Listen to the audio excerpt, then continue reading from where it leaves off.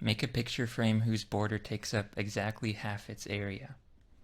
Now, that's a pretty boring problem, so to make it more interesting, let's say the dimensions have to be integers. Here's an example. It's actually one of the simplest examples.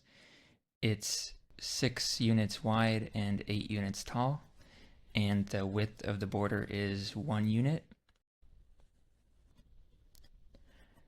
So the inner region is a 4 by 6 rectangle, so that's area 24 out of a total of 48, so the border takes up half the area, or equivalently, the inner rectangle takes up half the area. Now this may not seem like a very interesting problem, but we'll see that there are actually some unexpected connections to the Pythagorean theorem and some conic sections. So we'll first look at some examples of these picture frames, and then we'll describe a way of finding all of them. It will be basically a parameterization of all the solutions. Then we'll convert the problem into one of looking at rational points on a hyperbola, and we'll use that to give an algebraic explanation of the connection with the Pythagorean theorem. And then at the end, we'll give a nice visual proof of the connection with the Pythagorean theorem. So first of all, here are some examples. We have the 6 by 8 example from before. Then there's also a 5 by 12 example with the border width still 1 unit. And then the inner area is 30 out of a total of 60. Those turn out to be the only two solutions where the border width is 1. But if we allow for other border widths like 3, we can get many other solutions, infinitely many, like this 30 by 16 one. So the inner area is 240 out of a total of 480. Of course, these are not to scale. The one on the right would be much bigger than the other two. Now you may have already noticed that in each case, the dimensions of these frames form legs of Pythagorean triples. So we have a diagonal of 10 in the first case, 13 in the second, and 34 in the last case. And we'll soon see that this is not actually a coincidence. So first let's get a formula to generate all the solutions. So if we have an m by n rectangle with border width k, then the inner rectangle has height m minus 2k and width n minus 2k, and we want that to be half the total area. So we get m minus 2k times n minus 2k equals mn over 2. Then we expand that and move everything over to one side. Then clear denominators. Now the right side almost factors, but not quite. So to make it factor, we add 8k squared to both sides. And then the left side becomes m minus 4k times n minus 4k. So to get all the solutions, what we can do is pick a value of k, and then choose a divisor of 8k squared, and that can be the first factor. And then the other factor is whatever's left. So those will be the values of m minus 4k and n minus 4k. So we get a parameterization where the solutions are all of the form 4k plus d and 4k plus 8k squared over d, where d is a divisor of 8k squared. So in particular, if k is 1, we're looking at divisors of 8, and the only pairs are 1 and 8 and 2 and 4, or you could switch the order, but that doesn't give any new solutions. And those yield the examples we saw before, the 12-5 and the 8-6 examples. There are also some negative examples, which of course don't mean anything in the context of the original problem, but again, the sum of the squares is another square, so we get sort of degenerate Pythagorean triples. So to graph the solutions, we might as well scale everything by k so that we get rid of that factor, and we end up with just x minus 4 times y minus 4 equals 8. So that's a hyperbola, and, well, we haven't yet proved the connection with the Pythagorean triples, but it will end up being the case that for any rational value of x, you'll get a rational value of y, and those two numbers will be rescaled legs of a Pythagorean triple.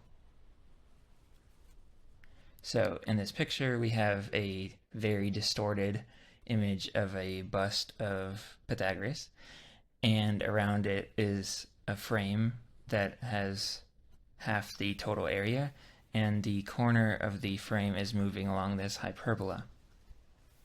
And we can see that, sure enough, it passes through 6, 8, and then 8, 6,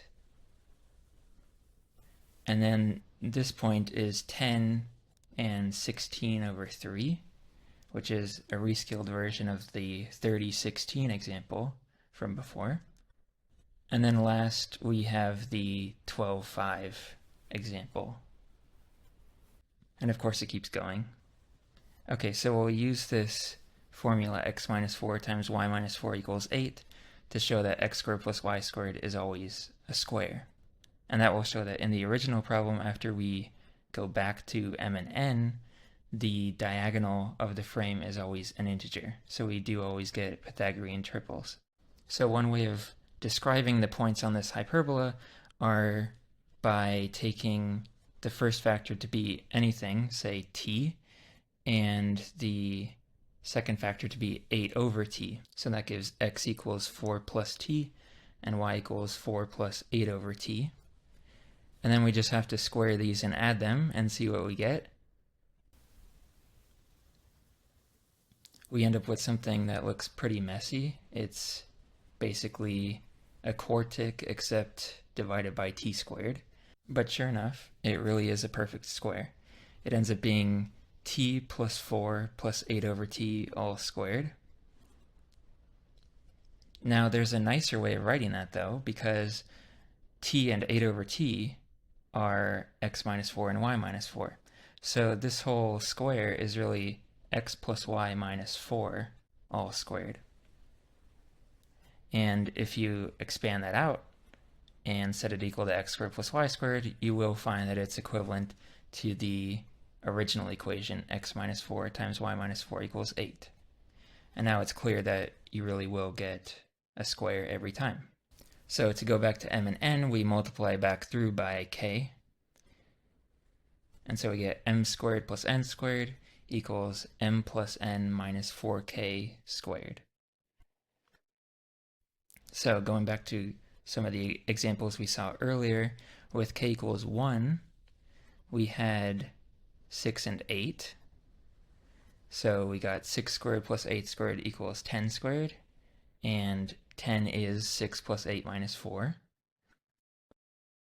And 5 squared plus 12 squared equals 13 squared, and 13 is 5 plus 12 minus 4.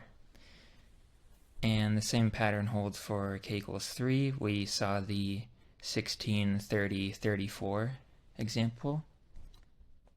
So this time the difference is 12. And one more example with k equals 3 is 13, 84, 85. And again, the difference is 12. Now this is a valid proof, but in my opinion, it's not extremely enlightening. It seems like it's just pure luck that everything works out nicely. But in fact, it's not coincidence. So we're going to provide another proof that looks a lot like the proof of the Pythagorean theorem using areas. So take one of these frames, the m by n frame, and cut it into 8 pieces like this. So we have 4 corner squares, and then 2 vertical rectangles and 2 horizontal rectangles. The blue rectangles have length m minus 2k, and the green ones have length n minus 2k, and all the other dimensions are k. So we have 2 blue, 2 green, and 4 reds. Now what we're going to do is take 4 copies of this picture and arrange them into a square. So now this square has side length m plus n, and now we have 8 blue rectangles 8 green rectangles, and 16 red squares. Now remember, the goal is to show that the diagonal is an integer. So let's just call that d. So equivalently, we're trying to show that this square has integer side length. But now the area of this square consists of that small inner square in the very middle plus half the area of the rectangles on the outside. And by assumption, half the area of the rectangles on the outside is exactly the unshaded area in each rectangle in the outer ring. So altogether, the d by d square has area equal to the total unshaded area in the picture. And now what we can do is just move all these pieces to the side. So this band is 4k units wide. And then it's still an m plus n by m plus n square. So the unshaded part has side length m plus n minus 4k, which is exactly d. So we've proved that, sure enough, the diagonal is always an integer, and actually it's equal to m plus n minus 4k.